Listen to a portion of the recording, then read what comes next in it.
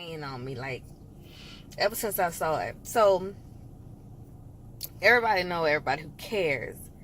Pastor John Gray recently came out admitting to having had an affair or cheated on his wife.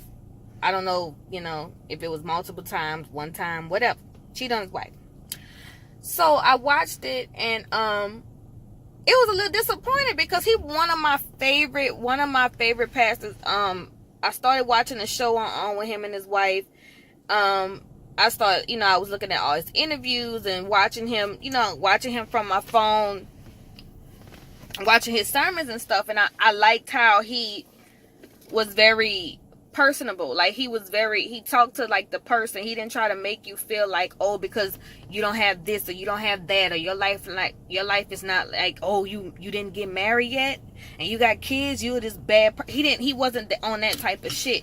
Or if you gay, or he wasn't on that. So that's what made me really like him, because I feel like a lot of times in like church and religion, people try to ostracize you for being a human being. And it's like, okay, ain't nobody perfect, so bitch, what you want to do? But anyway, so I watched it, and I watched it through the guy Derek, what's his name? Derek Jenks, whatever, Jackson. Derek Jackson, whatever his thing.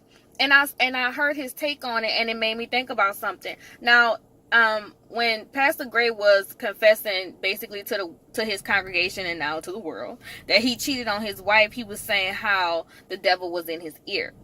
Now, then his wife, had her rebuttal for that, and basically saying how she fought for her marriage. They had to go through something. They almost got divorced or whatever, but she wasn't going to let the fact that the devil got in his ear destroy her marriage. Now, you see that with a lot of people. You see that with people that's not married. They'll weigh the pros and cons. Is this something I can forgive? Is this something I can't forgive? And that has to do with the individual. You might see somebody who forgave somebody who did something fucked up and be like, they stupid. But at the same time, that's their choice. If that's what they want to do, that's what they want to do. And it might be stupid to you, but it might not be stupid to them. Everybody have their own limits. Everybody have their own deal breakers. Now, here's the thing with that. One thing that your boy pointed out, Mr. Jackson, was that they kept calling, his wife basically was calling the lady a devil. And you know how she spewed sermons at this devil. Now, here's the thing. We all know the saying that the devil cannot come into your home. He can't break into your home. He got to be invited in. With that being said, that means you have to be very selective of who you choose to be in your life, who you choose to welcome in your home, who you choose to welcome in your body, whatever. You have to be very selective, because the devil comes in disguised. You know what I'm saying? He don't come out with fucking horns, breathing hot ass breath and shit like that with the fang. He don't come like that. He come in disguise. So you have to be able to hear. And when I mean hear, I mean here, here, and down here. Because you'll encounter somebody that may seem okay, but then there's something about them that is off. So that's your intuition telling you that. But we don't always listen to that, because you get people, you try to get to know people. Now, how this woman came into be in his life, I don't know. They didn't go into detail, but I'm pretty fucking sure she had to have been invited in, because he's a famous pastor. He is on TV. Also, he is married, and that is no secret. So therefore, whatever encounter they had that led up to him sleeping with this woman, you have to take responsibility for the fact that you invited this into your life. Now, when you invite in these type of things or these type of people, they have the ability to hurt you in some way, shape, or form.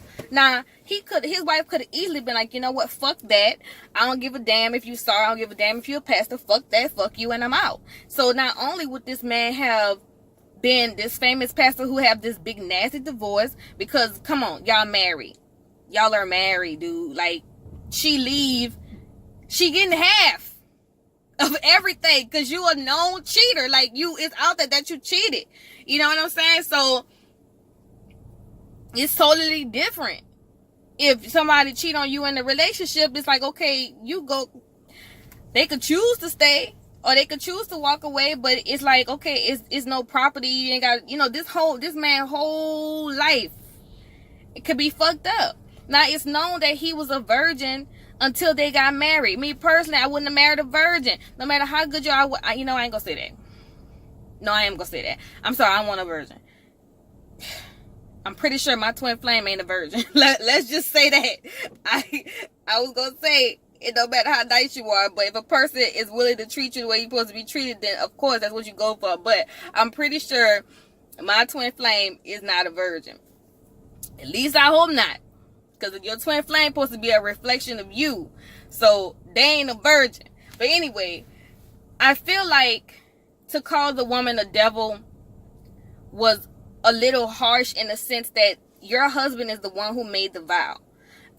Some people might argue that if somebody cheat on you and you in a relationship, or I heard a couple of people say there's no such thing as monogamy in a relationship, only in a marriage. But my thing is this: if you can't be faithful to somebody in a relationship, how the fuck are you gonna be faithful with them in a marriage? How would you know that? If a person is not showing the traits and qualities of a husband while y'all in a relationship, how is he gonna do that when y'all married? What is a marriage gonna change? I never believe that bullshit where people feel like, oh, well, when you marry, it's different because they go act like this. No, who that person is, who that motherfucker is. If they treat you amazing all the time, they understanding, that's somebody you could grow with, or somebody who have a lot to offer you in all areas of life, then that's that. When you marry that person, you gonna marry that same person. But if a man cheating on you before you got married, guess what? He gonna cheat on you when you become his wife, and then it's gonna be even harder for you to leave because now you on paper with this motherfucker. If a man whipping your ass before y'all get together, before you get married, guess what? When you become his wife, he really go whip your ass. He really go feel like he got you trapped. He really go try to make it harder for you to leave because y'all have contractual obligations and you gonna feel like you can't leave. People feel like they can't leave in relationships. You know what I'm saying? Especially if you living with a motherfucker, then it's like, damn, I gotta break up. We gotta break up. I gotta move and shit like that. All kind of shit. So that's not to say that a person can be perfect and then get married and they change. And I'm not even going to say she wrong for fighting for her marriage because that's her personal choice. And if this man has been good to her up until this point and this is his first offense, even though it's a fucked up one, who am I to say that, guess what, she wrong for wanting to fight for her family and her marriage? You can't say that. But the thing about it is you cannot put all the blame on this woman like she came and she fucking slithered in to him. He had to welcome that, whether it be knowingly or unknowingly. Now, like I said, how she got into his pants or how he got into her pants, who the fuck knows? But at the end of the day, he knew he was married. He could have got to the point of literally getting ready to have sex with her and say, you know what, I cannot do this. And call his wife and say, look, I was about to make a fucked up ass decision, but I stopped myself. Guess what? He didn't. He went through with it. He went through with it for whatever reason. I believe in seduction. Somebody can seduce you, but I feel like you got to look a certain way to be seductive. There's people that are manipulative, that get into your life that way, who pretend to be something, who act a certain way just to get you. There's those type of people, but guess what? This man is married, so you shouldn't even be alone with no woman. Why are you even alone with a woman long enough for anything to pop off? Why are you even talking to a woman on that type of level when you're a married man? The responsibility starts at home. He had a choice to make. Now, this woman, I'm not going to say that she's a devil. I'm going to say she's a woman whose character should be called into question. You sleeping with a married man and you know that he's married. You know he's married. I don't give a fuck what nobody say. Just like the Kevin Hart situation, the bitch tried to say she ain't know who Kevin Hart was. Girl, yes you do. Yes, you do. Like, don't try to play nobody. Yeah, you do. You do. And people know who Pastor John Gray is. Come on. Like, you know that. So, both of them are wrong. It's not he's wrong because he did it by himself. she wrong and he wrong, but the person who really wrong in this situation is him, because he's the person who made the vow. He's the person who broke the vow. And like his wife said, yeah, you stay with somebody for better or for worse, but that's your definition of worse. Guess what? That might be her definition of worse. And if he do one more thing, she probably out the motherfucking door. Everybody have their definition of worse, but I just don't want people to crucify this woman and come down on her so hard for the decision that this man made. He knew what he had to lose. He knew what he had to lose. Regardless of the fact that this motherfucking bitch is out here sleeping with married men, he knew what he had to lose. And it's him who decides the value. If that's your wife, that's your kids, you done built a life, you decide that value. And if you go fuck it off for a night of pleasure or some time of pleasure, that's your decision to make. You have devalued yourself. You have devalued your household. Nobody did that. You did that. You did that.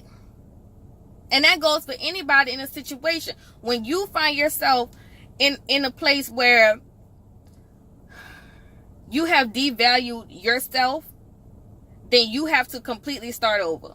You got to completely start over. You got to change everything. You have to change every fucking thing. You got to change the way you move. You got to change everything to make sure that does not happen again, because clearly the way that you moving and the way that you doing shit is something ain't right. That's how people getting in, because something is not right.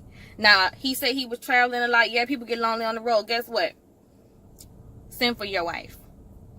Send for your wife. Yeah, they got children, but my understanding, his mom is alive still and her parents are alive. Get somebody to watch your kids for a little while and you send for your wife. But don't use that as an excuse to step out of your marriage. And please don't put all the blame on this woman, because this woman did not break in. She was welcome in. And part of me was like, damn, I ain't gonna watch Don Gray no more. But I'm like, you know what? As a pastor, I still respect him, because I still respect the message that he is sending, because he's inclusive and he accepts people for who they are. So the fact that he was able to be a man and to stand up and say, look, I did something. I ain't like the fact that he said, okay, the devil was in my ear. But the fact that he even was to get up there and stand in front of the world, and admit to cheat on his wife, you have to respect him for doing that, and to not put on this facade like he's holier than thou and he is perfect, because he could have easily done that. I don't know if it had already leaked. I didn't even know. I know he said they had problems or whatever and they was about to get divorced, but who knows? People have problems for other reasons. But the fact that he was able to stand there and say, this is what I did. I was pretending like everything was okay and I was doing this. You got to respect somebody like that. Like, you got to fucking completely respect him. Not like what he did, not co-sign his bullshit, but respect the fact that he is able to stand up there and face whatever go come his way, because people go judge him and people go judge their marriage and people go think they know your relationship and think that they know your marriage, and they don't. That's their business. But don't put all the shit. I just don't like that they don't put it all on that woman, dude. Don't put it all on that woman. Don't put it all on that woman. Because I guarantee you, if he would not have been talking to this woman, or however he was talking to this woman, how can you sleep with somebody you're not talking to? How can someone hurt you? How can someone do something to you that you're not talking to? You have to be talking to that person. You have to be engaging with that person for that person to do you something. So if you're not talking to them, then they don't have no way. There's no way for them to get in. There's no way. There's no way. That's all I gotta say.